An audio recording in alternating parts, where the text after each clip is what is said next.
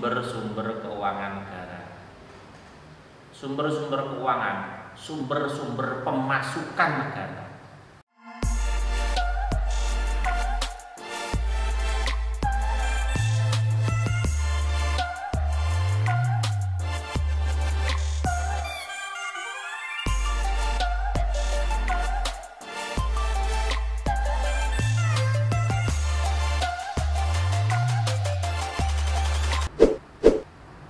Assalamualaikum warahmatullahi wabarakatuh. Selamat berjumpa kembali dengan saya, Bapak Winardi. Anak-anakku, siswa siswi SMK Rahayu Mulyo. Dalam kesempatan ini Bapak akan membawakan materi pengelolaan keuangan negara Kesatuan Republik Indonesia, yaitu bidang studi PPKN kelas 12. Pokok bahasan dalam materi pembelajaran kali ini yang ingin Bapak sampaikan, yang pertama, pengertian keuangan negara. Kemudian yang kedua, landasan hukum keuangan negara dalam Undang-Undang Dasar Negara Republik Indonesia tahun 1945. Pokok bahasan yang ketiga, sumber-sumber keuangan negara. Kemudian mekanisme pengelolaan keuangan negara. Pokok bahasan yang berikutnya, peran Bank Indonesia sebagai bank sentral.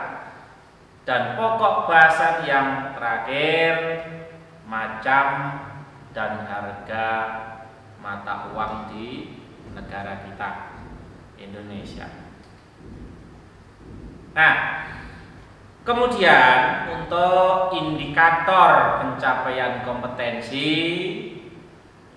menjelaskan pengertian keuangan negara, menganalisis landasan hukum keuangan negara dalam Undang-Undang Dasar 1945,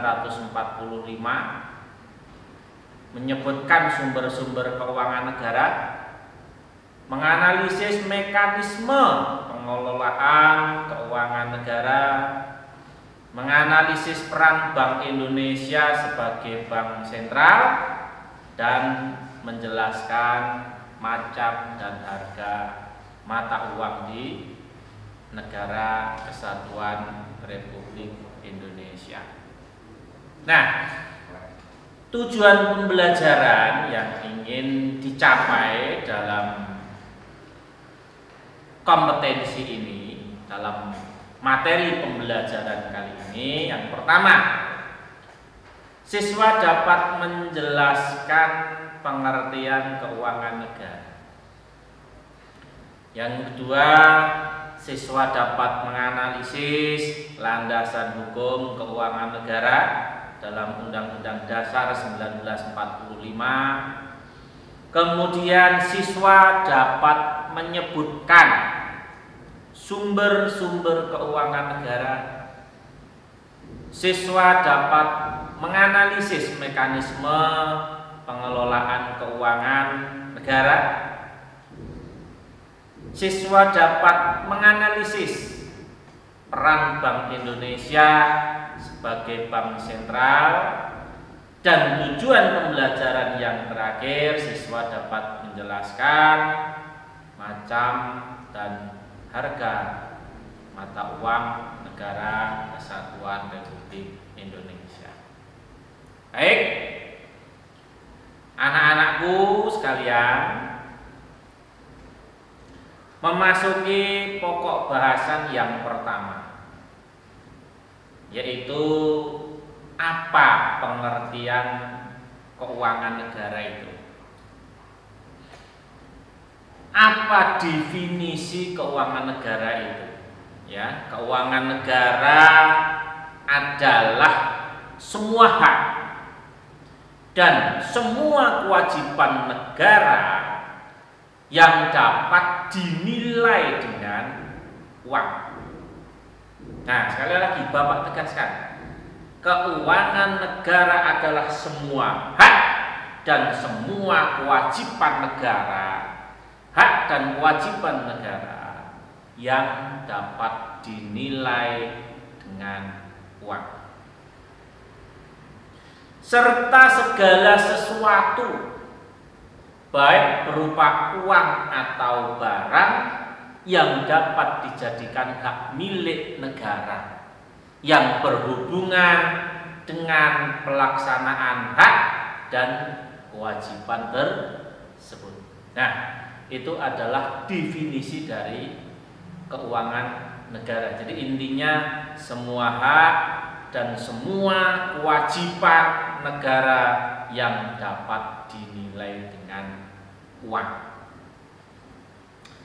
Menurut Undang-Undang Nomor 17 Tahun 2003 Pasal 1 Angka 1, keuangan negara itu meliputi yang pertama, hak negara untuk memungut pajak, mengeluarkan dan mengedarkan uang, serta melakukan pinjaman. Ya, itu yang pertama, hak negara untuk memungut pajak, mengeluarkan dan mengedarkan uang, serta melakukan pinjaman.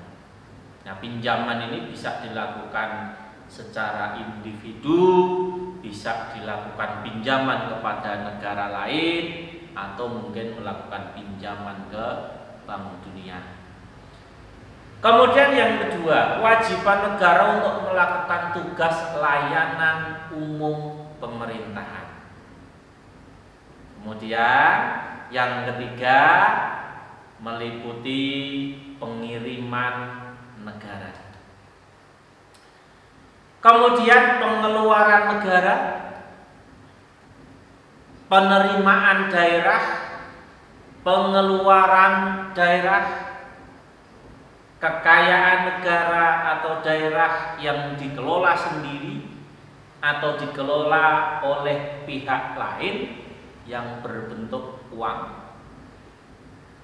surat berharga, bisa berbentuk piutang, bisa berbentuk barang, serta hak-hak lain yang dapat dinilai dengan uang, termasuk kekayaan yang dipisahkan pada perusahaan negara atau perusahaan daerah.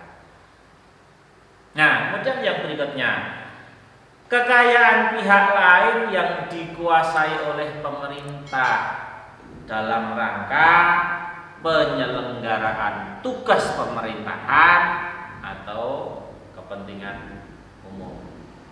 Nah, yang berikutnya, kekayaan pihak lain yang diperoleh menggunakan fasilitas yang diberikan oleh pemerintah. Jadi kekayaan pihak lain, tapi fasilitas yang digunakan adalah fasilitas yang diberikan oleh pemerintah.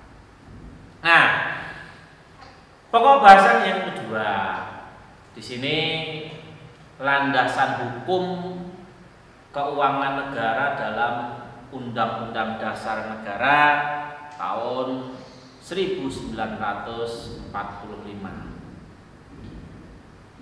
Yang pertama di sini pasal 23 Undang-Undang Dasar 1945.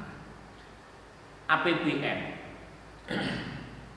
Anggaran pendapatan belanja negara ditetapkan tiap tahun, ya, ditetapkannya dengan undang-undang. segala pajak diatur dengan undang-undang.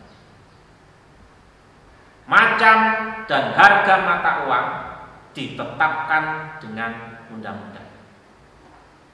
Hal yang mengenai keuangan negara selanjutnya diatur dengan undang-undang. Itu menurut pasal 23 Undang-Undang Dasar 1945. Nah, sekarang yang B, pasal 23A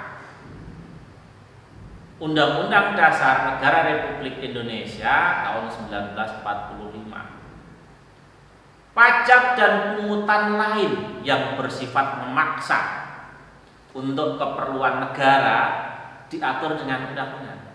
Nah, untuk pajak itu sendiri diatur dalam Undang-Undang Nomor 28 tahun 2007.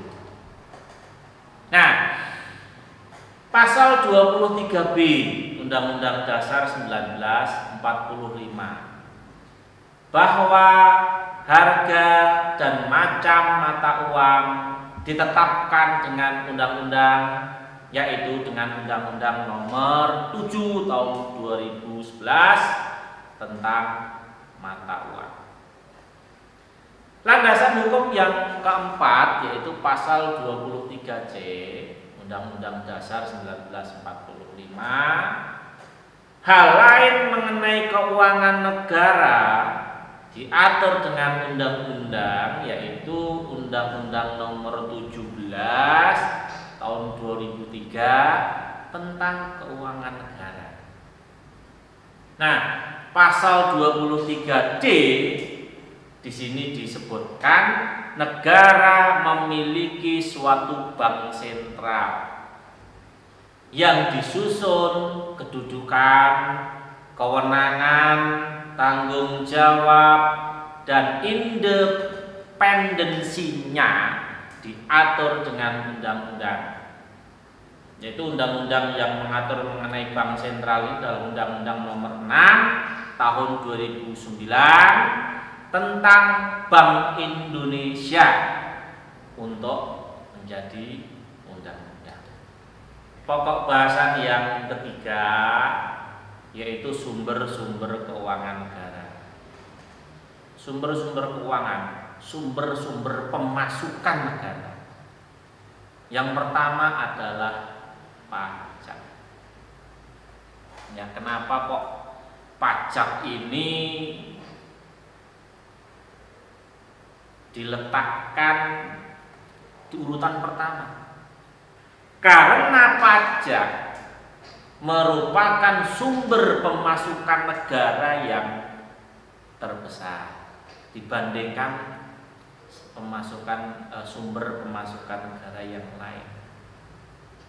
Nah, apa itu pengertian pajak? Menurut Bapak Rahmat Sumitro, pajak adalah iuran rakyat kepada negara. Jadi rakyat melakukan iuran itu diberikan kepada negara yang diatur dengan undang-undang. Dan rakyat tidak mendapatkan imbalan langsung. Rakyat tidak mendapatkan imbalan langsung. Ya, imbalan ini biasanya berbentuk jasa. Ya. Nah, imbalan langsung digunakan untuk membayar pengeluaran umum dan surplusnya untuk public saving yang merupakan sumber utama dalam rangka membiayai public investment. Ya, itu menurut Bapak Rahmat Sumitro. Intinya menurut Bapak Rahmat Sumitro, pajak adalah iuran rakyat yang dibayarkan negara yang diatur dengan undang-undang. Kemudian pengertian pajak menurut Undang-Undang Nomor 28 tahun 2007 didefinisikan pajak adalah kontribusi wajib rakyat kepada negara yang terhutang oleh pribadi atau lembaga atau badan yang sifatnya memaksa dan diatur dengan undang-undang, tidak mendapatkan imbalan secara langsung, dan pajak ini digunakan untuk keperluan negara bagi sebesar-besarnya untuk kemakmuran rakyat Indonesia. Oke, itu menurut Undang-Undang Nomor 28 Tahun 2007. Nah, di sini akan Bapak sampaikan ada beberapa ciri-ciri pajak. Yang pertama, pajak itu berbentuk iuran. Ya, berbentuk iuran, berbentuk uang, tidak berbentuk barang. Yang kedua, pajak ini menjadi kewajiban dan harus dibayarkan, ya, baik perorangan maupun badan. Pajak ini bersifat memaksa, harus. Ya. Ciri yang keempat, tidak ada imbalan secara langsung. Jadi kita pada saat membayar pajak tidak mendapatkan imbalan jasa seketika itu juga. Ya, kita akan mendapatkan imbalannya suatu hari nanti. Ya, misalkan contohnya kita bayar pajak hari ini, bulan depan jalan di depan rumah kita diaspal. Nah, itu namanya tidak mendapatkan imbalan langsung. Digunakan untuk keperluan negara. Tadi di atas sudah Bapak sampaikan, digunakan untuk keperluan negara sebesar-besarnya untuk kemakmuran rakyat. Nah, sekarang apa itu fungsi pajak? Ada 4 pokok fungsi pajak. Fungsi yang pertama adalah fungsi anggaran, fungsi yang kedua adalah fungsi distribusi, fungsi yang ketiga adalah fungsi stabilisasi, dan fungsi yang keempat adalah fungsi regulasi. Apa itu fungsi anggaran? Untuk membiayai pembangunan. Jadi pajak itu digunakan untuk membiayai pembangunan, memperluas lapangan pekerjaan untuk rakyat Indonesia. Ya, dari pajak yang kita bayarkan ke negara itu salah satunya harus digunakan oleh negara untuk membuka lapangan pekerjaan. Lapangan pekerjaan untuk siapa? Untuk rakyat Indonesia, bukan untuk rakyat negara lain. Menggaji PNS, pegawai negeri sipil. Jadi PNS itu digaji dari pajak, PNS itu digaji dari uang rakyat. Kemudian selain gaji PNS juga untuk membayar pensiunnya, ya, tunjangan, ya, hari tua untuk PNS. Nah, ini merupakan salah satu bukti kalau pajak itu tidak memberikan imbalan secara langsung. Kemudian fungsi yang kedua adalah fungsi distribusi. Apa ini fungsi distribusi itu? Untuk pelayanan kesehatan yang murah. Ya. Jadi kita membayar pajak itu, ya, di sini dapat dialokasikan untuk pelayanan kesehatan yang murah. Fasilitas pendidikan yang murah, atau mungkin nggak hanya murah, tapi gratis. Ya. Pembangunan jalan atau pembangunan infrastruktur yang lain, subsidi rumah murah, atau subsidi kebutuhan-kebutuhan pokok lain untuk masyarakat. Fungsi stabilisasi ini adalah fungsi pajak yang ketiga, untuk menciptakan kestabilan perekonomian negara. Yang dipengaruhi oleh apa? Dipengaruhi oleh perilaku usaha atau mungkin dipengaruhi oleh para investor. Nah, fungsi pajak yang keempat adalah fungsi regulasi. Apa ini fungsi regulasi? Penghapusan atau pengurangan pajak barang ekspor. Jadi pada saat kita mau melakukan ekspor itu kan ada pajaknya. Nah, pajak ini diperkecil, pajak ini diringankan. Tujuannya apa? Agar barang-barang ekspor dari negara kita, agar barang-barang ekspor, ya, barang-barang produksi dari rakyat kita itu harganya bisa bersaing dengan barang-barang ekspor dari negara lain. Ini salah satu fungsi pajak, yaitu fungsi regulasi, ya, untuk menjaga kestabilan perekonomian. Untuk sumber keuangan negara yang kedua yaitu adalah retribusi. Nah, retribusi ini sebenarnya ada kemiripan dengan pajak, cuman perbedaannya kalau pajak tadi tidak mendapatkan imbalan langsung.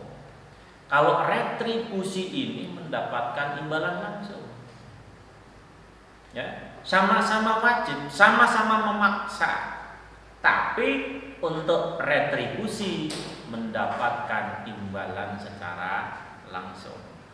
Iuran wajib yang dibayarkan kepada pemerintah yang dapat dipaksakan dan secara langsung kita sebagai wajib pajak akan mendapatkan imbalan jasa. Nah, contohnya apa? Retribusi parkir di pasar jaya. Ya, kita membayar retribusi tersebut, kita bisa memanfaatkan lahan parkir yang tersedia. Kemudian retribusi jalan tol. Contohnya, kita bayar tol di pintu tol, langsung kita bisa menikmati jalan tol tersebut. Nah, itu sumber keuangan negara yang kedua, yaitu retribusi. Sumber keuangan negara yang ketiga adalah BUMN, Badan Usaha Milik Negara, dan BUMD, Badan Usaha Milik Daerah. Ya, Badan Usaha Milik Negara atau Badan Usaha Milik Daerah adalah badan usaha yang seluruh atau sebagian modalnya dimiliki oleh negara atau daerah.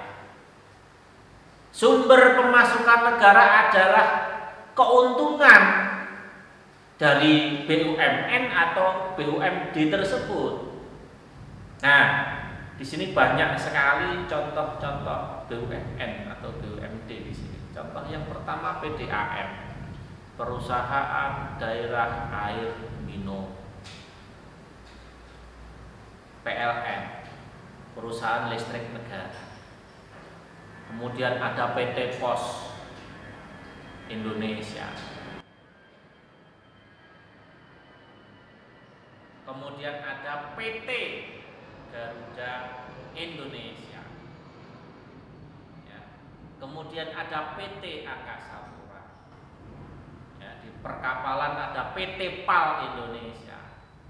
Ada PT Asbari, ada PT Kereta Api Indonesia, ada Penggadaian, ada PPD, kemudian ada Telkom. Ya, kalau dulu ada di bidang transportasi darat ada Perum Damri, kalau sekarang di Jakarta ada BUMD yang namanya Transjakarta. Ya.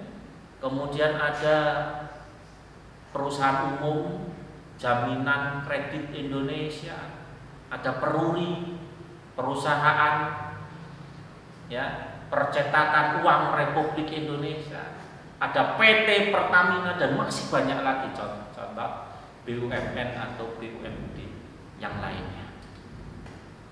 Nah, sumber keuangan negara yang keempat adalah denda dan sita.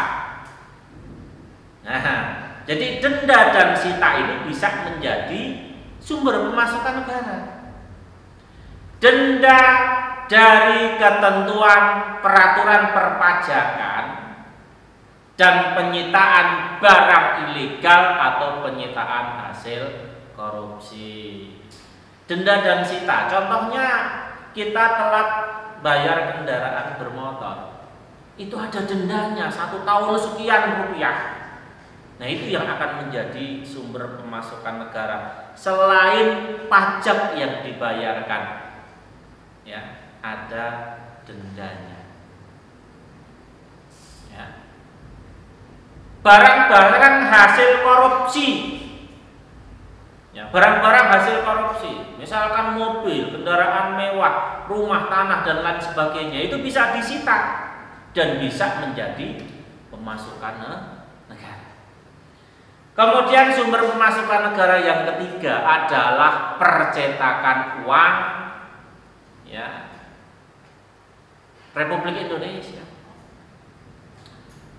Percetakan uang umumnya dilakukan oleh pemerintah untuk menutupi defisit anggaran. Ya, jadi biasanya pemerintah itu akan mencetak uang, tujuannya biasanya untuk menutupi kekurangan anggaran, defisit anggaran.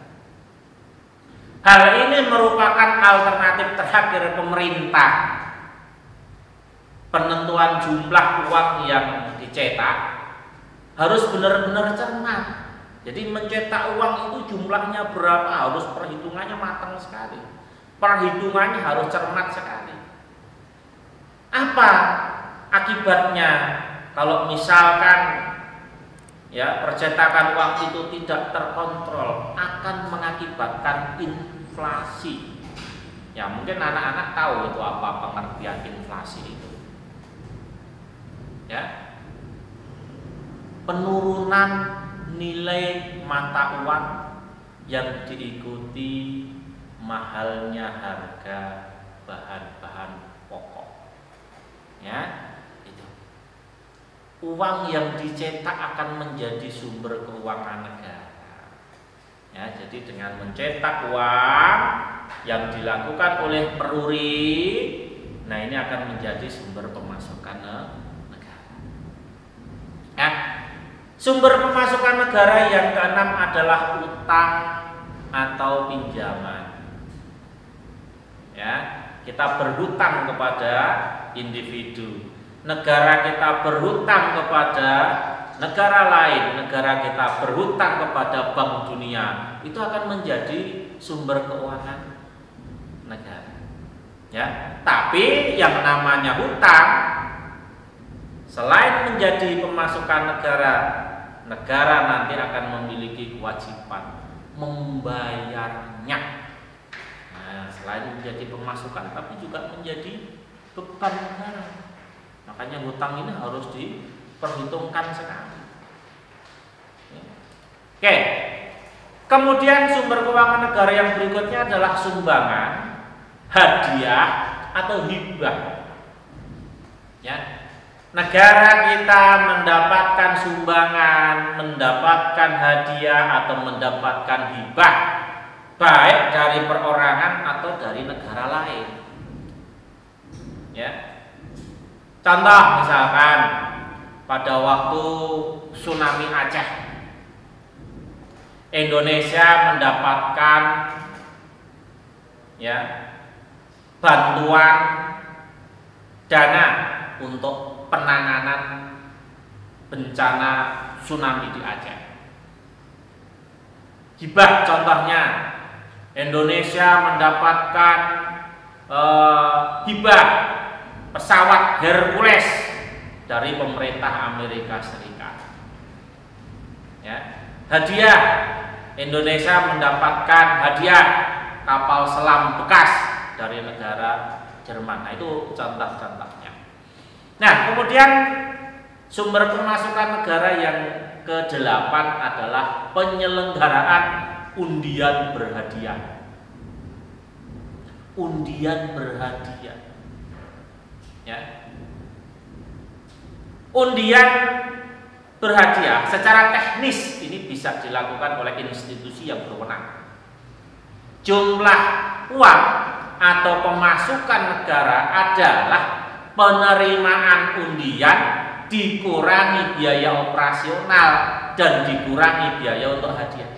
Nah, selebihnya itu adalah pemasukan negara. Selebihnya atau selisihnya akan menjadi pemasukan negara.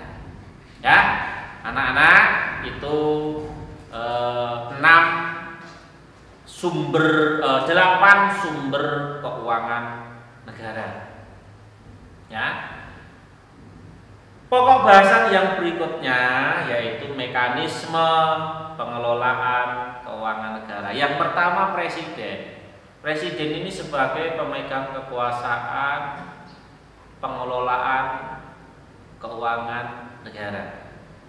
Nah, hal ini dituangkan dalam APBN, anggaran pendapatan belanja negara. Jadi setiap tahun presiden ini akan membuat APBN. Ya, proses pembuatan APBN ini akan melibatkan eksekutif dan legislatif. Ya, eksekutif itu siapa? Presiden atau pemerintah. Legislatif itu siapa? DPR. Nah, apa tujuannya dibuat APBN? Tujuan dibuat APBN itu tercantum dalam pembukaan Undang-Undang Dasar Negara Republik Indonesia tahun 1945, melindungi segenap bangsa Indonesia dan seluruh tumpah darah Indonesia, dan untuk memajukan kesejahteraan umum, mencerdaskan kehidupan bangsa, dan ikut melaksanakan ketertiban dunia. Ya, itu presiden sebagai pemegang kekuasaan pengelolaan keuangan negara. Kemudian yang kedua, mekanisme yang kedua di sini adalah DPR. Apa tugas DPR berkenaan dengan APBN?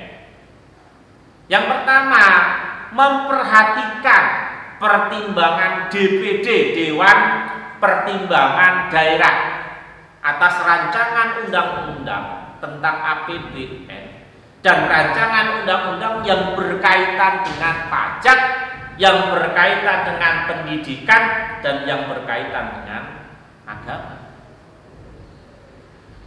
Tugas yang kedua, membahas bersama dengan presiden dengan memperhatikan pertimbangan DPD dan memberikan rancangan undang-undang tentang APBN yang diajukan oleh presiden. Tugas DPR yang ketiga, melakukan pengawasan terhadap pelaksanaan undang-undang dan APBN tersebut.